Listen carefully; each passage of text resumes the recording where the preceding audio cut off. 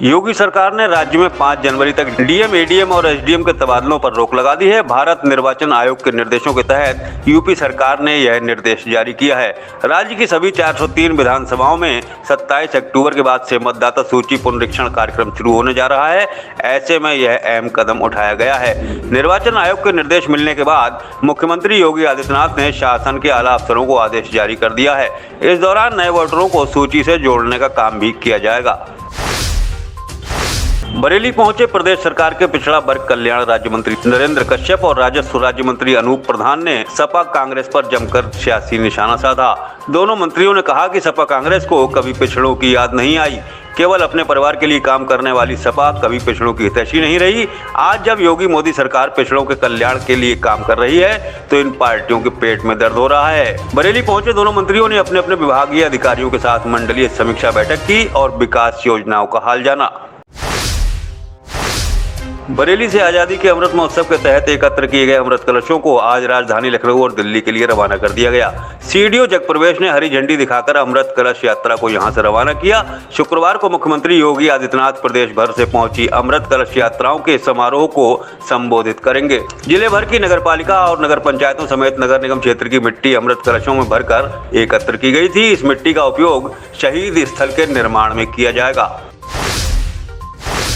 बरेली पहुंचे योगी सरकार के राज्य मंत्री नरेंद्र कश्यप और अनूप प्रधान ने शोहदों के हमले की शिकार ट्रेन से कटी छात्रा के परिजनों से मुलाकात की और अस्पताल पहुंचकर छात्रा का हाल जाना। पीड़ित परिवार को दोनों मंत्रियों ने पूरी मदद का आश्वासन दिया। इस दौरान शोहदों की शिकार छात्रा के परिजनों ने मंत्रियों से सरकारी नौकरी देने की मांग की, जिस पर मंत्री नरेंद्र कश्यप और अनूप किशोर ने उनकी बात मुख्यमंत्री तक पहुंचाने का भी आश्वासन दिया। गौरतलब है कि सीवीगंज क्षेत्र में कोचिंग से लौट रही छात्रा को छेड़छाड़ का विरोध करने पर शोहदों ने ट्रेन के आगे फेंक दिया था। हादसे में छात्रा के दोनों पैर और एक हाथ कट गए थे। बरेली में 28 अक्टूबर को मंडलीय रोजगार मेले का आयोजन किया जाएगा। एमजेपी रोहिलखंड यूनिवर्सिटी कैंपस में रोजगार मेले की तैयारियां पूरी कर ली गई हैं। सुबह 10 बजे से लगने वाले मेले में मंडल भर के जिलों समेत दूसरे जिलों से भी अभ्यर्थियों के आने का अनुमान है। इस दौरान मेले में निजी क्षेत्र की कई बड़ी कंपनियों के प्रतिनिधि तमाम पदों के लिए जॉब इंटरव्यू करेंगे।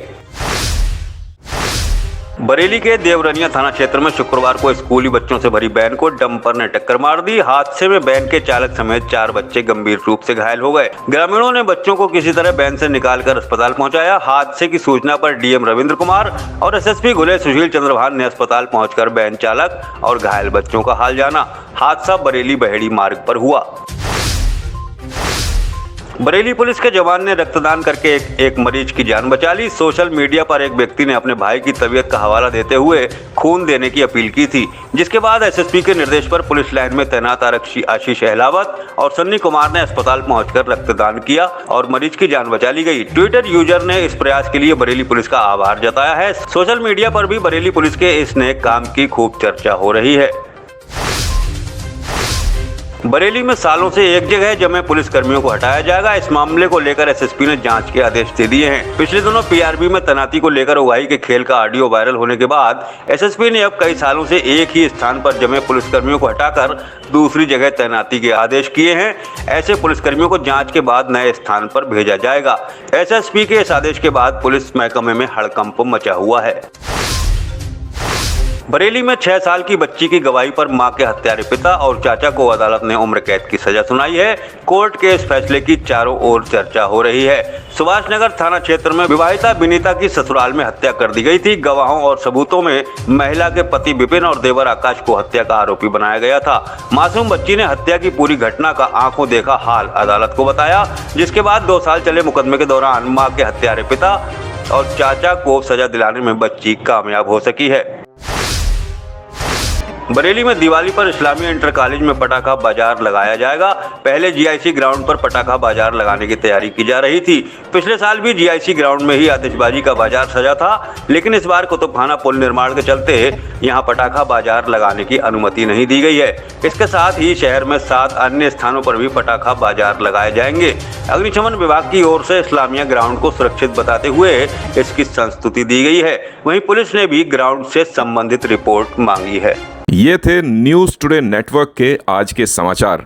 ऐसे ही ऑथेंटिक और रिसर्च ओरिएंटेड कंटेंट के लिए लगातार न्यूज़ टुडे नेटवर्क के न्यूज़ बुलेटिन को फॉलो कीजिए।